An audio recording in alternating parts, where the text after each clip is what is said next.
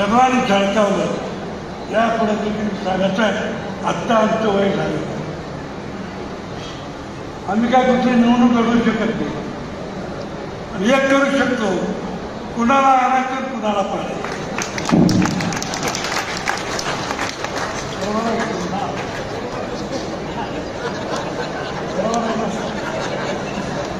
नुसतं तर संपलं असं समजू नका. अजून आमचे पाय मजबूत आहेत,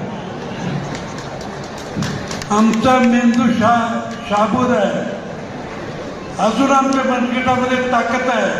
शिवदाससारखे कार्यकर्ते निर्माण करण्याची हिंमत आमच्यामध्ये आहे.